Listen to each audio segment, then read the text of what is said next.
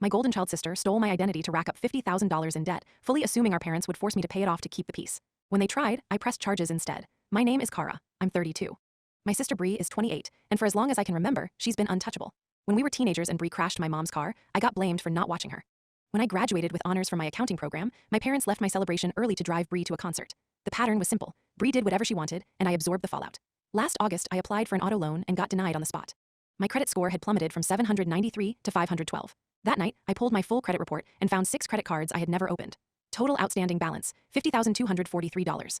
The first account was opened in June of the previous year, 2 weeks after Bree stayed at my apartment for a weekend while I worked a double shift. She had been alone with my desk drawer, my social security card, my birth certificate, all of it. I didn't react emotionally. I pulled 90 days of transaction records for each card. The charges told the whole story. Weekly visits to a hair salon 3 blocks from her apartment, a $7,600 furniture order delivered to her address, recurring payments to her gym membership, and a $4,100 vacation package to Cabo booked under her email address. I organized everything into a spreadsheet with dates, amounts, and matching screenshots from her social media, 47 pages. I tried handling it quietly. I called Bree and asked directly. She laughed and said, "You're being dramatic." I texted her the spreadsheet. She blocked my number. I sat my parents down at their kitchen table and walked them through every charge. My dad stared at the table and said nothing. My mom said, "Even if Bree made a mistake, you don't punish family, you figure it out and move on." 3 attempts, 3 failures. The breaking point was September 22nd. A collections agency called my office, the accounting firm where I'd worked for 6 years, and my manager overheard the call. I had to explain to my boss that I was a victim of identity theft. She believed me, but the look on her face told me my reputation had taken a hit I didn't deserve. The following Saturday was my uncle's retirement party. Backyard tent, catered dinner, about 45 family members. Bree showed up glowing, wearing new jewelry. Midway through dinner, my mom stood and gave a toast about how family always protects each other and how real loyalty means sacrificing for the people you love.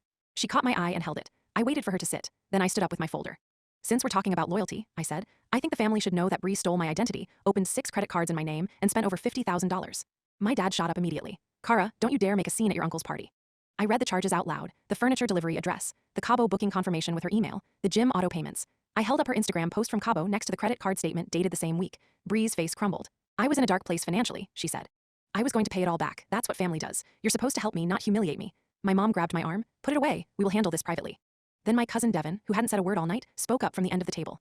"Bree asked to borrow my ID last month. She said she needed it for a work thing." I said no, but she had already taken a photo of Kara's license from my phone from when Kara texted it to me during our road trip. The entire table went silent. Bree grabbed her purse and left without a word. I filed a police report on Monday morning.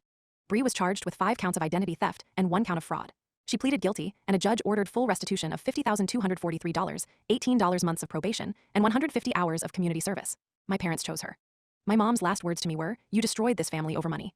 I saved the voicemail, not out of spite, just clarity. My credit score is back to 736, and every time I think about calling my mother back, I remind myself that keeping the peace was never peace. It was just me paying for everything Bree broke.